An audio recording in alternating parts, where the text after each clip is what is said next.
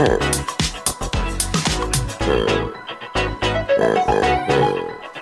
vais garder celui-là dedans. Il est bien mieux. Rien à voir. Un petit quelque chose en plus. Ouais, je pense que... Salut à toutes et à tous, le féminin de poney et ponette, et vous écoutez l'école des facs. Pour cet épisode un petit peu spécial, l'épisode 44 pour nous, on avait décidé de parler de virus. Et à notre habitude, quand on parle de sujets sérieux, et surtout en ces temps assez spéciaux, on avait besoin d'une spécialiste. Et donc on s'est dit qu'inviter, c'est plutôt un duo, on a demandé à Aurélie du podcast Iliou. Bonjour Aurélie. Bonjour. De venir nous filer un petit coup de main et de nous éclairer sur la partie non numérique de cette affaire. Comment vas-tu Aurélie ? Eh ben écoute, ça va, très bien. Ouais, j'ai bien bossé ma partie. T'as bien bossé ta partie. Et moi, comme je suis pas spécialiste non plus, j'ai fait appel à d'autres personnes. Donc tu vois, de fil en aiguille, on va être très nombreux dans ce podcast. Ok. Comment allez-vous l'école ? Ça va. Ça va. Ça va Par contre, ils dorment là. Oh, le public. Super. Merci beaucoup. Merci. Donc aujourd'hui, vous l'aurez compris, on va vous parler des virus informatiques, des virus organiques.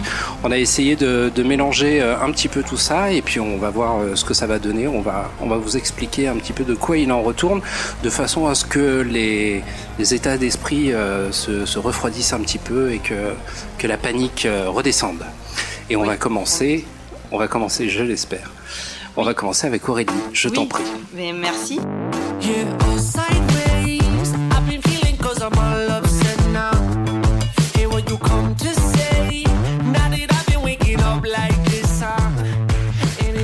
Oui, donc virus biologique donc pour ma part. Comme je disais, je suis pas spécialiste du sujet, donc moi je suis allée interroger notamment une virologue que je souhaite remercier chaleureusement pour le temps qu'elle a pris pour m'expliquer, me donner plein de petites images dont je vais aujourd'hui vous parler pour illustrer en fait tout ça. Donc Lucius le virus sur Twitter, merci beaucoup. En plus, en ce moment, elle devait avoir rien à faire. Ouais. Oui, parce que en fait, on a choisi ce sujet et je pense que j'ai pas besoin de rappeler l'actualité. Elle devait effectivement, on avait discuté et elle a toujours été super disponible, mais effectivement, là, elle est réquisitionnée de façon importante en ce moment. Donc merci à elle.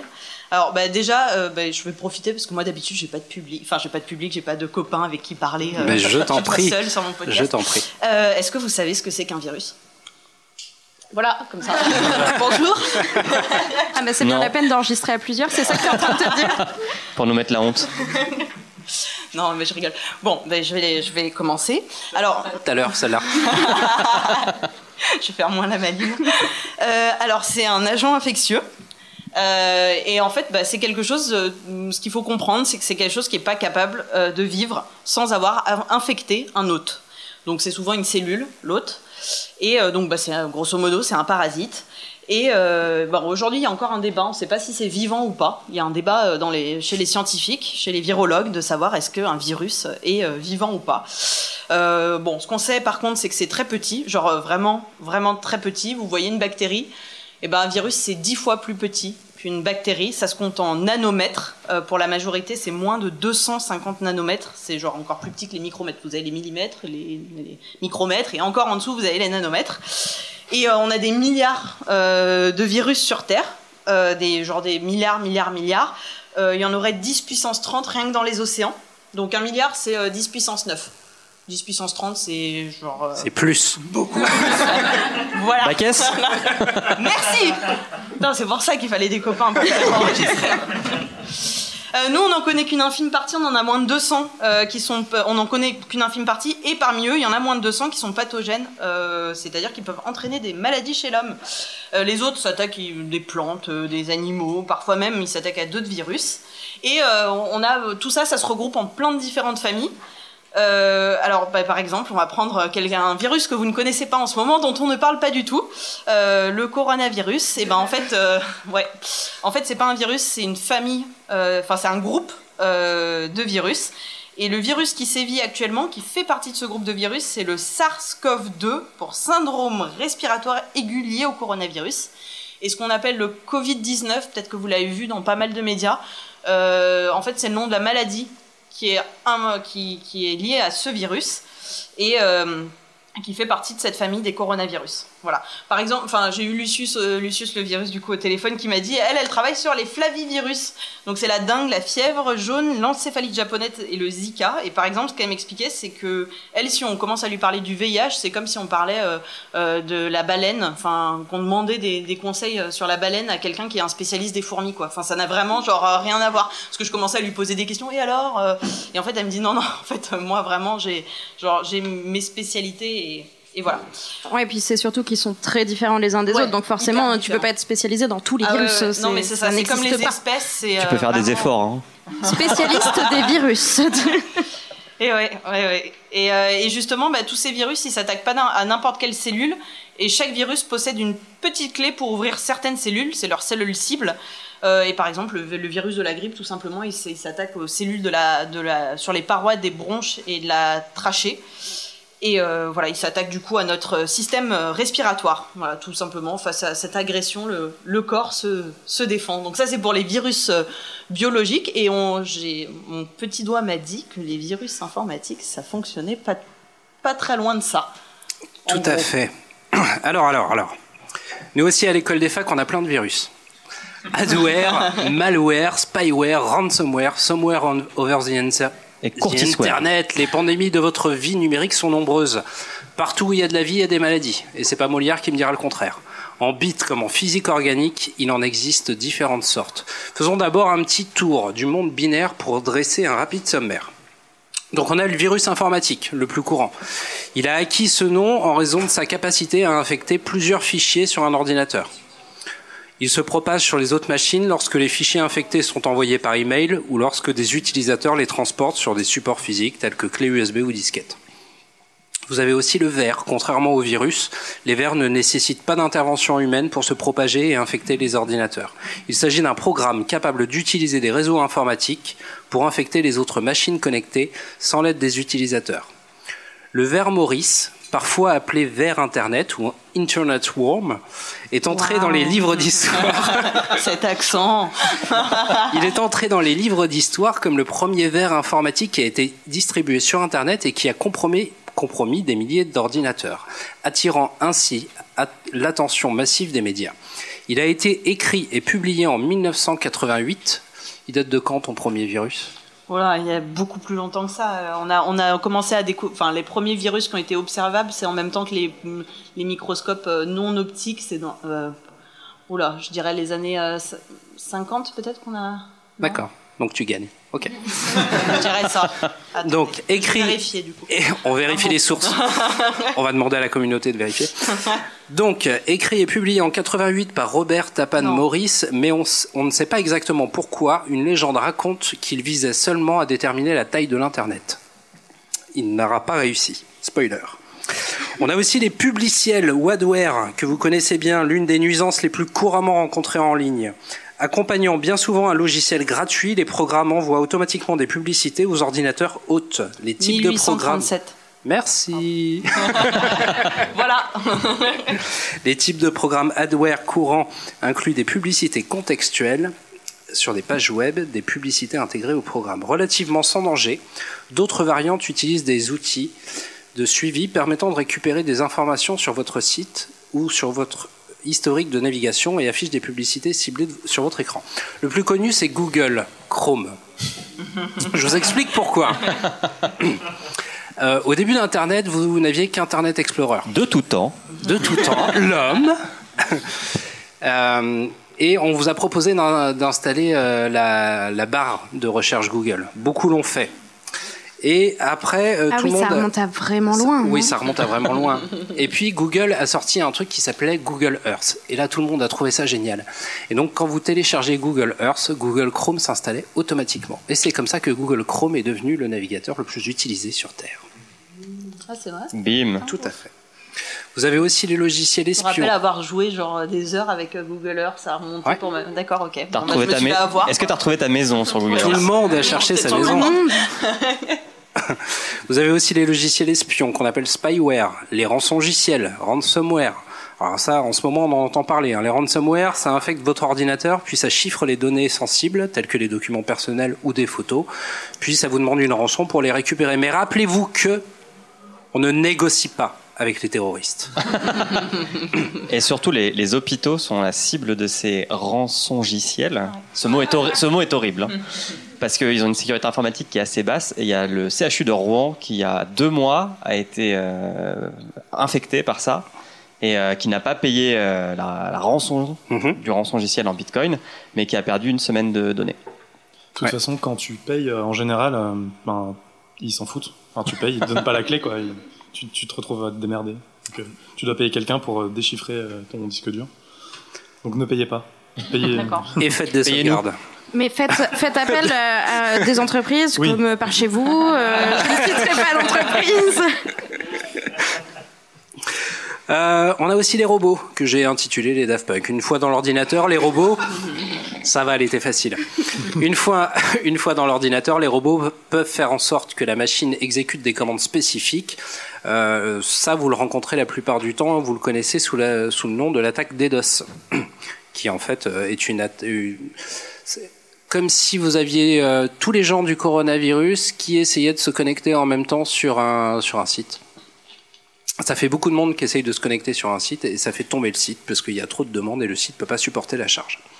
Alors pour information, c'est interdit par la loi de le faire. Parce que c'est très facile de trouver des logiciels qui te permettent de faire du DDoS et qui simulent des milliers de requêtes sur un site web. Et généralement, vous faites tomber le site comme ça. Si vous faites gauler, c'est pas bien, quoi. Mais par contre, ça peut être utilisé à bon escient pour justement tester la résistance d'un site internet, non? Tu fais partie des Anonymous? Non, c'est une question. Oui, tu as d'autres moyens de simuler ce genre d'attaque. De monter en charge. Je ne toucherai pas à vos trucs. C'est bon. D'ailleurs, si vous avez Cacao Web qui traîne sur votre bureau, je vous conseille de le désinstaller parce que Cacao Web a longtemps été suspecté d'infecter les ordinateurs, permettant de faire justement de relayer les attaques DDoS. On a aussi les portes dérobées qu'on appelle rootkit ou backdoor. Alors ça aussi, c'est très en vogue en ce moment avec la guerre entre les États-Unis et la Chine pour Huawei contre Cisco qui essaye d'installer des antennes 5G. Donc les rootkits, c'est pas le fruit d'un oubli, loin de là. C'est des failles de sécurité qui permettent d'entrer et sortir à loisir d'un système. Qu'on oublie de corriger. Qu'on oublie de corriger la plupart du temps. Et il nous reste le cheval de Troie. Je crois que je ne vais pas vous refaire l'histoire de la mythologie. Vous aurez très bien compris comment ça fonctionne. Je te passe la parole. Est-ce que tu as des questions, Aurélie? On est là pour y répondre. Non, mais c'était très clair. C'était très clair. C'est bon. Alors, est-ce que tu pourrais éventuellement nous parler du fonctionnement des virus?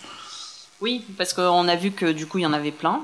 Mais on ne sait pas très bien un peu comment ils rentrent. Un peu l'analogie, c'est comment ça rentre dans un ordinateur. Moi, c'est comment ça... Enfin, voilà, une fois que c'est rentré dans la cellule, qu'est-ce que ça peut faire dans vos cellules.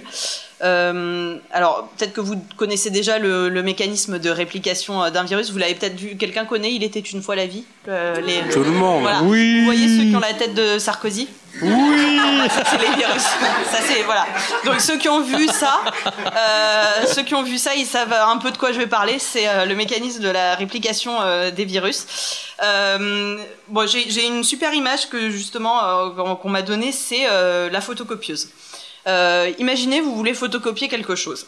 Bon, vous savez ce que vous voulez photocopier, mais vous n'avez pas le papier, vous n'avez pas l'encre. Vous n'avez pas la photocopieuse et vous êtes bien emmerdé. Le virus c'est pareil en fait. Lui, il sait ce qu'il veut. Lui, ce qu'il veut, c'est copier son patrimoine génétique, mais il doit voler l'encre, il doit voler le papier, il doit voler la photocopieuse. Et comment il fait ça? Il va s'intégrer dans les cellules humaines et détourner la machinerie de la cellule pour se répliquer. Donc ça, c'est le fonctionnement de comment le virus va se répliquer, puis ensuite tous vos petits virus là ils vont aller infecter d'autres cellules. Voilà, sauf que parfois, il y a des erreurs dans les copies. Il y a certains virus qui sont spécialistes de ces erreurs. Il y a quelques erreurs. Vous faites une faute de virgule, ça va pas changer le document que vous vouliez photocopier. Par contre, si vous changez un mot, ça peut totalement changer le sens de ce que vous vouliez copier.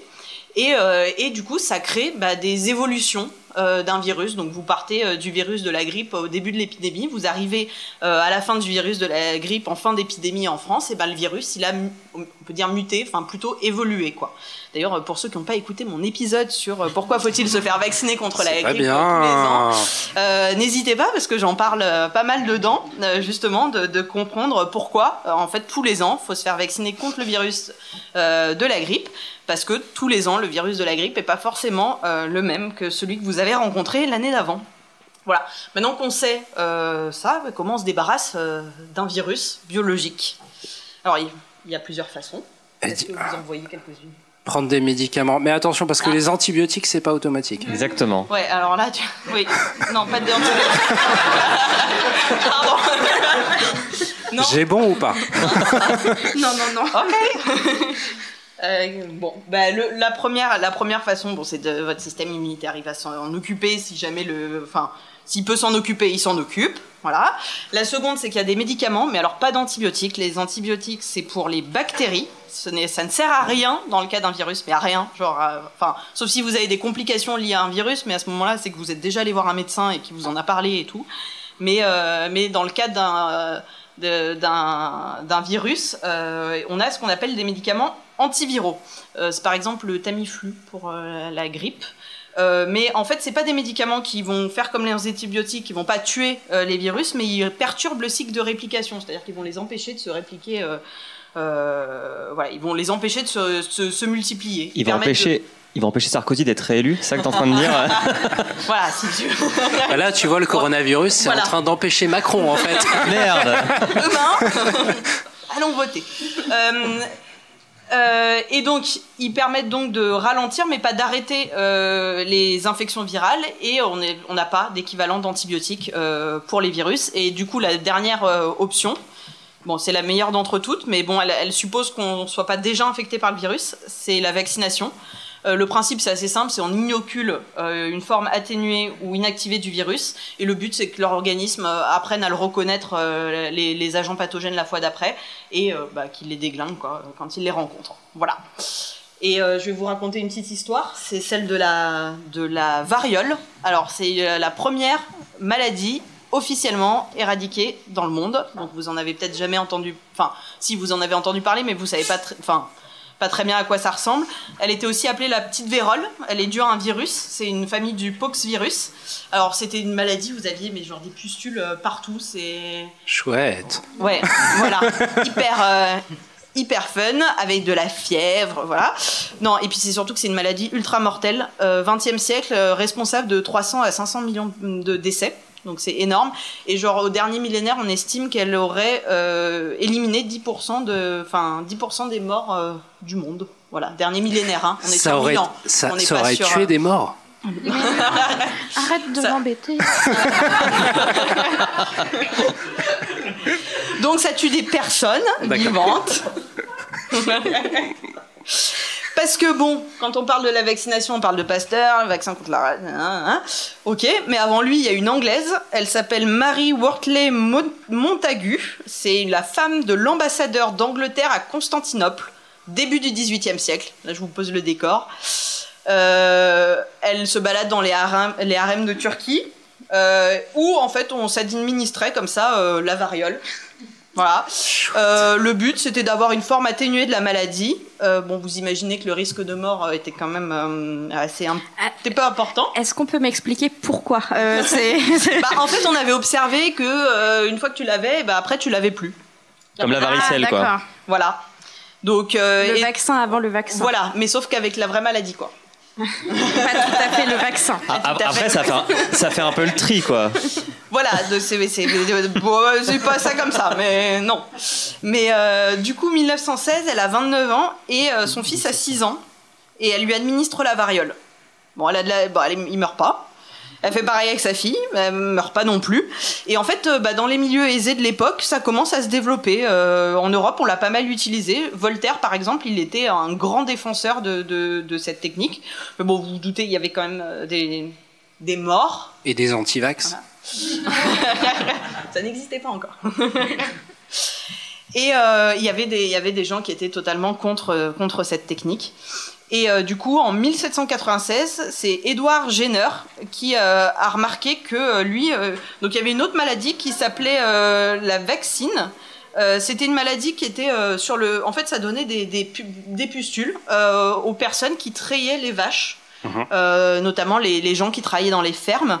Et donc, c'était bénin, c'est-à-dire qu'on n'en mourait pas. Et en fait, il remarque que ces personnes-là ne développent pas la variole. Et du coup, il se dit, on va prendre quelqu'un, tiens, un jeune homme, là, un enfant, on lui inocule la pustule, le produit de la pustule du doigt d'une personne, quoi, et puis voilà. Et quelques mois plus tard, il variolise cette fois l'enfant, donc il lui donne la maladie mortelle, et en fait, le gamin n'a pas du tout fait la maladie, quoi. Il n'a pas du tout fait la maladie. Voilà. Donc après, vous vous doutez, on a quand même développé des vaccins un peu plus sécures, quoi.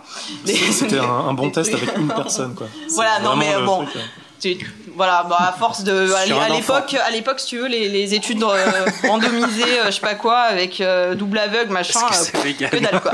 Donc voilà, et puis on commence à purifier le vaccin et voilà. Et en 1950, l'OMS lance grande campagne de vaccination. On vaccine tout le monde dans le but d'éradiquer la variole avec un vrai vaccin de la variole, machin, tout ça.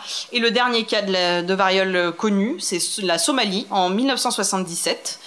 Qui a été éradiqué. Et depuis 1980, l'OMS considère qu'il n'y a plus de variole. Donc il en reste dans 2 endroits. Dans un centre, le CDC, Center for... Attends, je me suis posé tout à l'heure. Allez, je t'écoute. Center for Disease Control and Prevention. Wow. Voilà, donc ça c'est le premier endroit où il reste des échantillons de variole. Et le deuxième, c'est en Russie. Pour équilibrer. Enfin, bon, bref. D'accord. Ok. Vous n'avez pas le conducteur, mais le nom est compliqué aussi. Hein. Voilà. Donc je ne l'ai pas dit. D'accord. Bon, il faut que je contre-attaque du coup. Ouais. Nous aussi, on a un système immunitaire. On appelle ça l'antivirus. Donc, soyons clairs, ils sont aujourd'hui bien plus efficaces qu'ils ne l'étaient il y a 20 ans, et ce parce qu'ils apprennent. Surveillant les comportements du trafic, de son contenu, des performances de votre PC et même de votre façon d'interagir avec ce dernier. En effet, l'analyse comportementale d'un utilisateur, sa façon de réagir, de cliquer, ses habitudes, tout est étudié pour renforcer la sécurité de vos posts et de vos données. C'est pas pour les vendre à Google après. Non. Rassurez-vous. Non. À Facebook, oui. En effet, l'analyse comportementale... Ainsi, cette analyse permettrait à terme de dresser un profil type de vous, et in fine, se débarrasser de tous ces post-it que vous laissez négligemment traîner sur votre bureau, avec écrit en gros « mot de passe », offrant ainsi aux yeux curieux la possibilité de pénétrer votre système. Mais du coup, les petites dames avec leur répertoire, avec les mots de passe triés c'est par pareil. nom de... Ah. Surtout que c'est grave quand c'est toi qui vas les écrire, les mots de passe, dans le carnet de la petite dame. Je te vois venir. Donc non, n'écrivez pas vos mots de passe nulle part, Vous sauf vous dans un rappellerez, coffre-fort j'ai mis numérique. le nom du chat. Ben, je m'en doute. Alors, est-ce que vous aimez jouer ? Oui. Est-ce que vous avez envie de gagner Vas-y, prends-le, Émeric, c'est ton enfant. le vrai, le seul, l'unique Grumly? Alors, je vais vous poser une question, vous allez répondre en levant la main, s'il vous plaît. Attends, je regarde qui répond. J'ai récupéré le top 10 2019 des mots de passe les plus couramment utilisés et les plus pourris aussi. À votre avis, quel est le numéro 1? Levez la main. Vas-y. Non. Alors non. Non. Non. Faut faire un truc pour... Vas-y. 1, 2, 3, 4, 5. Non. Non. 0, 0, 0, 0. Non. 1, 2, 3, 4, 5, 6, 7. Non. Ah. Non. Terry? Non. Non, mais Il y a pas d'indice, là. il y a deux personnes C'est le plus pourri. qui étaient vraiment pas loin. Ah. Toi, tu sais. Toi, t'as une tête à savoir, toi. Au fond. Non. Non. Attends, il y a d'autres gens. Je sais, mais je veux pas. Non. 3, 4, 5, 6. Merci. Oui, Tartine. applaudissez-le. Vas-y, viens chercher ton nouvel enfant. Et vous remportez ce formidable ours en peluche. Allez, qui donnez-lui me derrière. T'as dit que tu me le donnais, non, si tu gagnais, c'était pas ça le deal? Alors, donc ça c'était pour le numéro 1. En numéro 2, on a 1, 2, 3, 4, 5, 6, 7, 8, 9. On remarquera l'effort de rajouter un 9e caractère aux 8 recommandés quand même. En 3e, on a QWERTY, le classique avec sa déclinaison française AZERTY. En 4e, Password, qui cette année perd 2 places. Belle performance. En 5e et 6e, 1, 2, 3, 4, 5, 6, 7 et 1, 2, 3, 4, 5, 6, 7, 8. En 7e, 1, 2, 3, 4, 5. Les chats maîtrisent la suite, c'est indéniable, Audrey. En 9e, I Love You, en référence au virus des années 2000, sûrement. Et enfin, Ou à autre chose, hein. Ou à autre chose. Mais tu attends la suite de la chronique, tu comprendras. Ah, ok. Et enfin, le 10e, 1, 1, 1, 1, 1, 1, on comprendra qu'il soit la première victime, celui-là. Donc voilà, j'ai un conseil à vous donner. On notera l'absence de Papillon. Oui, tout à Butterfly, fait. qui était dans le top qui était dans le top 3, 2018. pendant longtemps, ouais. Oui, tout à fait, tout à fait. En tout cas, si vous avez un de ces mots de passe, on vous juge. Hein. Grave. Donc je vous donne un conseil, les mots de passe c'est comme les slips, hein. Ça se change. Et ça ne se prête pas.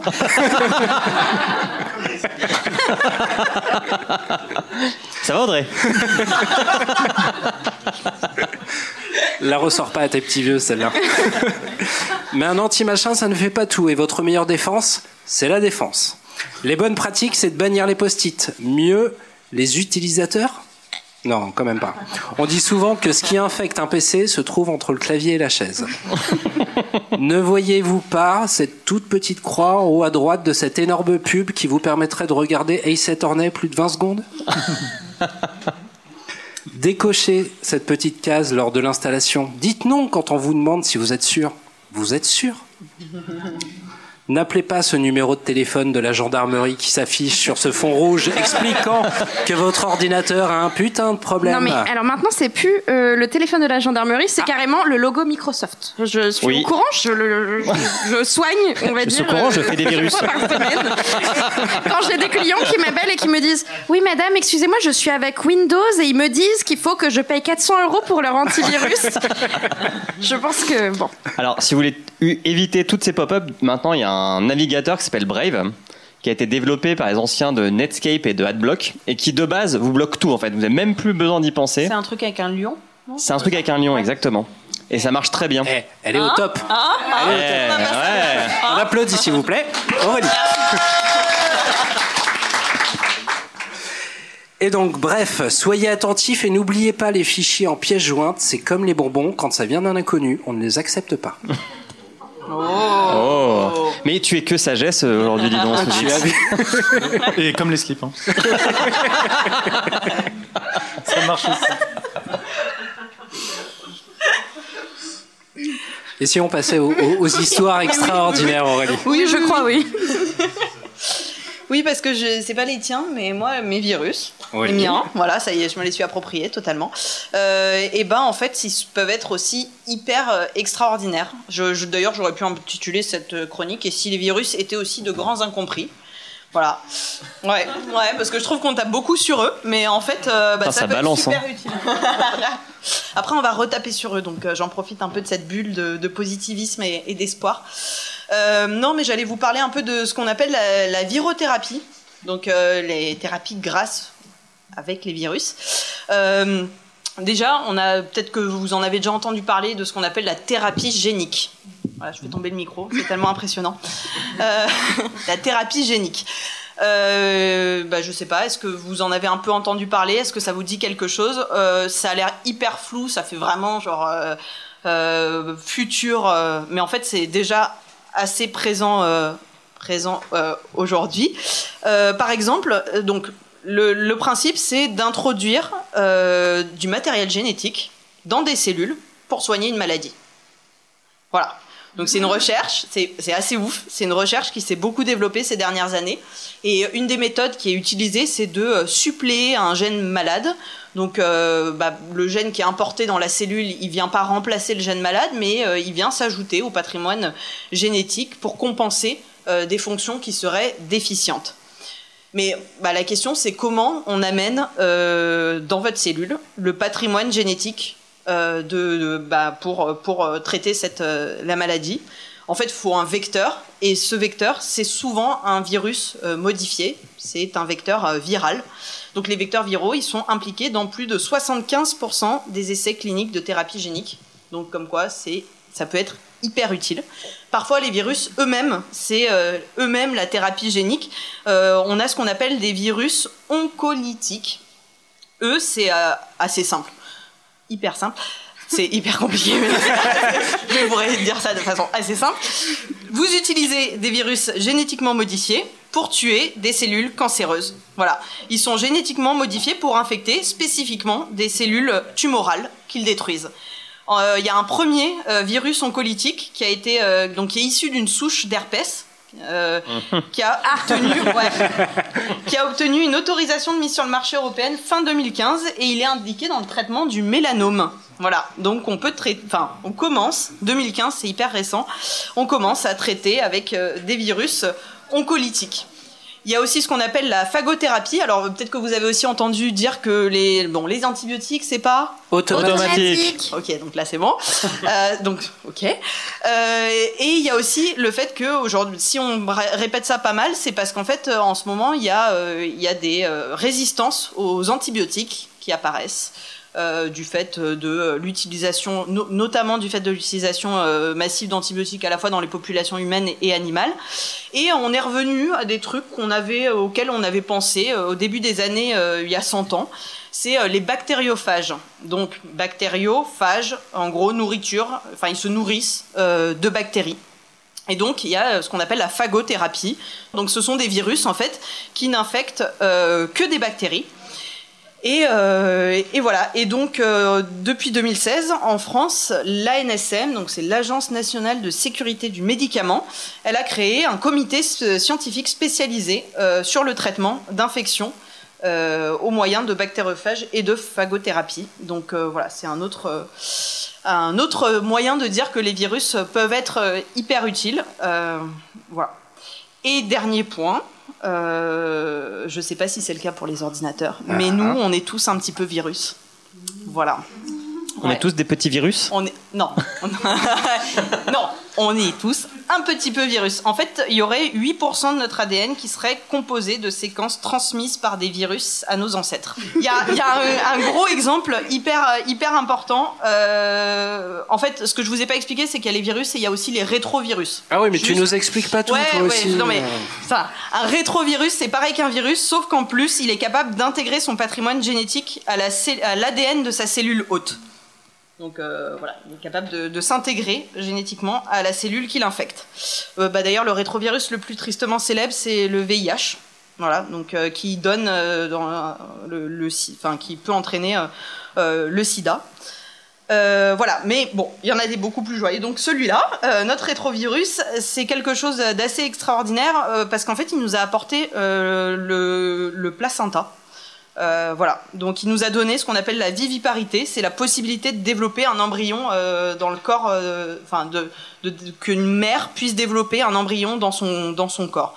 En fait, on a hérité d'un virus d'une partie de son patrimoine génétique qui code pour des protéines qu'on appelle les syncytines.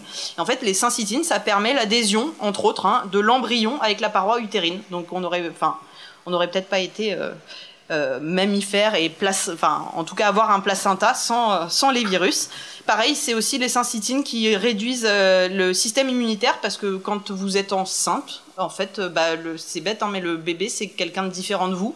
Et si votre système immunitaire le reconnaît comme étant un ennemi, il pourrait s'attaquer à lui. Et en fait, les syncytines, ça permet aussi de réduire l'efficacité de notre système immunitaire. Voilà, donc tous un petit peu virus et heureusement. Voilà. Ok. Bon, alors essayons de rivaliser avec de belles histoires. Le premier virus qui a été découvert, ou tout du moins identifié, il s'appelait Brain. Brain, pour cerveau. La traduction maintenant. De mieux en mieux au fur et à mesure de cet épisode. Hein. Il a été développé en 86 et la petite histoire est rigolote parce que lassé de voir les clients pirater les logiciels de leur magasin, deux frangins prétendent avoir conçu le virus permettant d'infecter les secteurs d'amorçage des disquettes des voleurs, propageant ainsi le virus lors de leur copie. Donc l'arroseur arrosé. Le plus connu, je pense, enfin l'un des plus connus, il s'appelle WannaCry. En français ? Tu as envie de pleurer ? Oui. Aussi connu sous le nom de WannaCrypt, c'est un logiciel malveillant de type ransomware autoréplicant. On dit rançongiciel. Rançongiciel. Attention. Ah, les Québécois, ils nous apportent tellement à notre vocabulaire. C'est un beau mot. Merci. Donc, de type autoréplicant. En mai 2017, il est utilisé lors d'une cyberattaque mondiale massive touchant plus de 300 000 ordinateurs dans plus de 150 pays. Donc, je ne sais pas où on en est aujourd'hui avec notre histoire de Sarkozy, là, mais cette cyberattaque est considérée comme le plus grand piratage à rançon de l'histoire d'Internet. Parmi les plus importantes organisations touchées par cette attaque, on retrouve notamment les entreprises Vodafone, FedEx, Renault, Telefonica, le National Health Service, le Centre hospitalier universitaire de Liège ou encore le ministère de l'Intérieur russe. C'est varié. C'est varié mais tout à fait. entre le Liège et le centre. Ah, mais pas de frontières. Ce logiciel malveillant utilise la faille de sécurité External Blue exploitée par la NSA. Rappelez-vous les rootkits de tout à l'heure. Et volé par les Shadow Brokers, un groupe de pirates informatiques. Cette faille a été corrigée depuis le mois de mars 2017. Donc ça n'a pas été très très long. En gros, vous avez un truc dans... Vous avez une sorte de règle tacite en informatique qui dit quand on découvre une porte dérobée, une faille de sécurité, on informe d'abord la personne concernée par cette faille et après, seulement, une fois que c'est corrigé, on peut annoncer la couleur et dire il y avait ça comme problème, mais ça a été corrigé. Ça, on n'annonce pas publiquement tant qu'on n'a pas corrigé. Exactement. Pourquoi ? Parce que c'est dangereux. Mais parfois, dans la presse, vous allez pouvoir lire que des failles zero day, donc qui ont été découvertes et dévoilées le jour même, sans que les constructeurs ou les acteurs du marché aient pu patcher leur système, ont été révélés. Et donc, faites très attention quand ce genre d'annonce arrive, pensez à faire vos mises à jour. Et c'est un commerce, hein. Enfin, les boîtes qui trouvent des failles sur les iPhones, qui sont réputées être... inviolable. Au lieu de prévenir Apple, attention les gars, vous avez une faille là, ils la gardent et ils la vendent à des gens qui veulent exploiter des téléphones bloqués en fait. Tout à fait. En troisième, j'avais le virus I Love You. Ah, tiens. On y vient. On commence par un grand classique qui sévit début des années 2000 et qui a déjà fait des millions de victimes à travers le monde. Bien que cette pratique soit bien connue, certains internautes, encore naïfs, sûrement des personnes âgées. Pas forcément. Hein. On arrête avec les petits papis-mamies, là. N'hésite pas Fais pas tomber le business d'Audrey. Ouais. Il n'hésite pas à ouvrir la pièce jointe d'un email envoyé par un ami intitulé Love Letter for You. .txt.vbs. Bien mal leur prend. À peine ouverte, le verre informatique caché dans cette pièce jointe modifie les fichiers de l'ordinateur et accède au carnet d'adresses pour s'auto-envoyer au contact. Donc ça fait un peu l'effet Facebook. T'as un ami, tu l'ajoutes, t'as accès à ses amis qui l'ajoutent. Et... Conséquence pour l'utilisateur, un net ralentissement de son ordinateur, il s'est répandu en 4 jours sur plus de 3,1 millions de machines dans le monde. Des millions de victimes. Des millions. Sacré virus. Ouais. Des millions. Pardon. Et enfin, le plus flippant, Stuxnet. Donc ça, je pense que vous avez déjà dû en entendre parler. Stuxnet, c'est un des vers informatiques le plus dangereux découvert à ce jour. Conçu par la NSA, conçu par la NSA. Ah oui, mais rappelle-toi notre épisode sur la cyberguerre et ses cyberarmées. En collaboration avec l'unité 8200, une unité de renseignement de l'armée de défense d'Israël. Excuse-moi, mais plus tu parles, plus j'ai l'impression d'être encore dans un épisode de Doctor Who, là.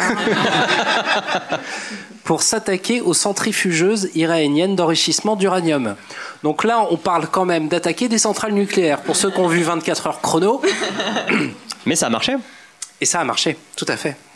Capable de modifier la vitesse de rotation des machines jusqu'à leur destruction, il a permis en 2010 de faire tomber en panne simultanément toutes les centrifugeuses chargées d'enrichir l'uranium qui devaient servir à créer des bombes nucléaires en Iran. Mais comment a-t-il atterri dans la centrale? Est-ce que tu le sais? Alors, il faut savoir que les centrales nucléaires, si je dis pas de bêtises, ne sont pas connectées au réseau Internet. Correct. Oui. Enfin, on va dire que les systèmes cœur, oui. Donc, si j'avais envie, moi, d'infecter une grosse centrifugeuse nucléaire, comment je ferais? Je lance... place avec une clé USB, ouais. Exactement. Ouais. Ils ont balancé des clés USB sur des parkings. Mais gardez-moi, hein. C'est vrai, on va commencer à... Simon, Kepra, si vous nous entendez, attention à vous. Hein. Fallait être là. Hein. Mais oui, ils ont balancé plein de clés USB avec le virus sur des parkings. Et les gens, certains les ont ramassés puis les ont branchés sur leur PC. Malin. Voilà. Rappelez-vous les bonbons. Voilà aussi pourquoi on désactive les ports USB maintenant automatiquement dans les entreprises. Je ne t'ai pas vu. J'en ai fini avec mes belles histoires. Bah ouais, parce que moi je vais repartir sur des histoires un peu moins... Non, si, moins drôles, si. Je vais vous parler en fait juste pour finir du futur de nos virus. Donc on a vu qu'il y avait plein d'espoirs avec toutes les thérapies dont j'ai parlé. On peut aussi noter des espoirs dans la lutte contre les virus. Donc cette semaine, il y a une seconde personne qui a été considérée comme guérie du VIH. Donc voilà, donc on est quand même... Le patient de Londres. Oui, le patient de Londres après le patient de Berlin, c'est ça, bravo. Moi aussi tu peux m'engager. Hein. J'étais en train de relire mes notes vite fait, genre ah bon, oui c'est ça. Voilà, donc en fait on n'a pas détecté depuis 30 mois de virus dans son organisme, donc on considère, enfin les chercheurs ont conclu, nous suggérons que ces résultats représentent la guérison. Voilà. Au-delà de ça, il y a aussi encore des peurs. Donc déjà, celle d'un bioterrorisme. Je vous ai pas mal parlé de la variole. Faut savoir que les Américains, en 1918, ils ont autorisé le premier traitement contre la variole. La variole n'existe plus, hein, mais genre elle est plus du tout, voilà. Mais 1918, autorisation du premier traitement contre la variole, parce qu'en fait, ils ont peur que si jamais la variole ressurgit, en fait, personne n'a rencontré dans nos générations la variole et que ça fasse vraiment pour le coup des gros dégâts. Autre grande peur par rapport au virus, c'est les virus émergents. Donc ça peut être causé par plusieurs choses. Donc on a vu les mutations, enfin tout ce qui peut être évolution ou recombinaison génétique, ou alors ça peut être dû au fait que, enfin c'est lié, mais au fait qu'il y a des réservoirs animaux.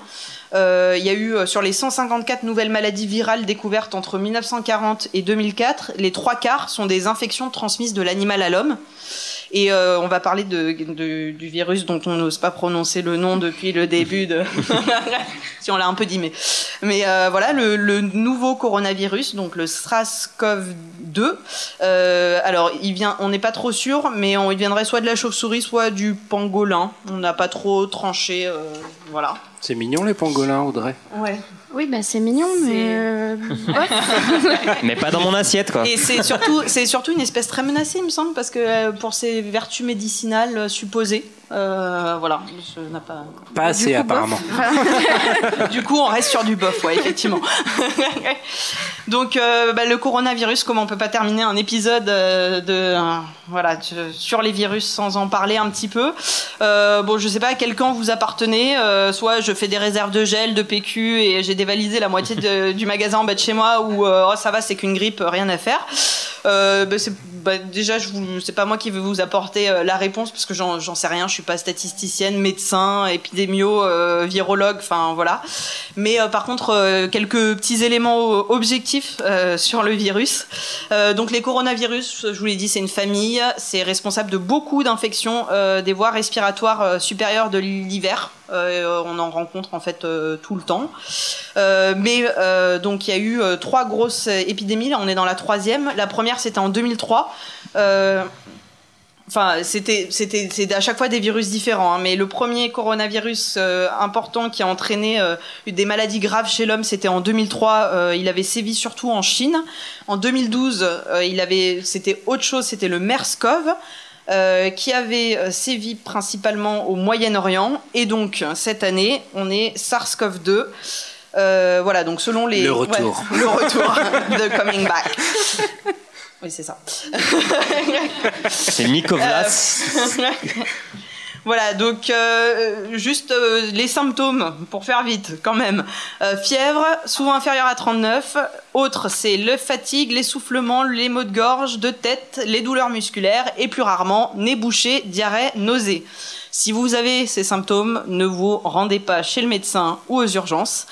Si c'est pas grave, vous appelez votre médecin généraliste, et si c'est grave, vous appelez le 15.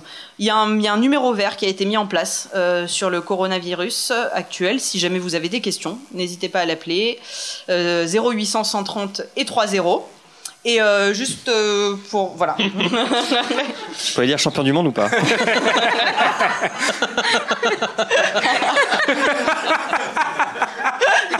Bof. Ouais, je suis pas sûre, vraiment. Moyen. Voilà, et les 3 gros problèmes juste que pose cette épidémie, c'est qu'il faut savoir que pour le moment il n'y a pas de traitement parce qu'en fait on l'avait jamais vu ce virus. Il n'y a pas de vaccin et voilà, et personne n'a rencontré ce virus dans sa vie. Le problème 2, c'est qu'il est aujourd'hui, selon statistiques, plus mortel et plus transmissible que la grippe. Donc la grippe transmet à environ 1,5 personnes. Le coronavirus actuel, c'est entre 2 et 3 personnes. Donc si vous êtes infecté, vous contaminez entre 2 et 3 personnes. Et la mortalité, la grippe, c'est aux alentours de 0,1%. Et là, on est à 3,5%. Alors on est à 2,12 en France. Voilà, mais en Italie, de taux de létalité, mais en Italie, on dépasse les 6% actuellement, donc voilà. Et alors après, c'est par rapport à des les cas. Chiffres, madame, mais on les manipule comme on veut. Non, mais c'est par rapport à des. Non, mais par contre, ce qui est vrai, c'est que c'est par rapport à des cas qui sont confirmés. On rapporte le nombre de morts par rapport aux cas qu'on a détectés et on ne détecte pas tout le monde. Donc c'est des statistiques qui sont indicatives pour comparer, notamment par rapport à la grippe.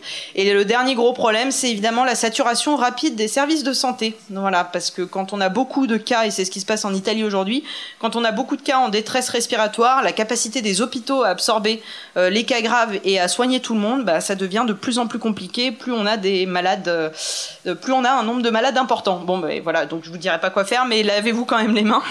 Arrêtez de toucher le visage. De se ronger les ongles. Moi, j'ai découvert que je passais ma main sur le visage, à me ronger, à me toucher, à me gratter. Enfin bon, bref, voilà. Tu veux qu'on en parle? Ça fera l'objet d'un autre épisode. Voilà, et voilà, et je vous ferai pas la bise en partant. Voilà. Je suis désolée. Eh bien, merci beaucoup. Est-ce que l'école a quelque chose à rajouter? Merci Aurélie. Merci Aurélie, oui. Oui, merci. Tu peux revenir. Ah, yes. Yes. J'étais là aussi. Hein. Ah.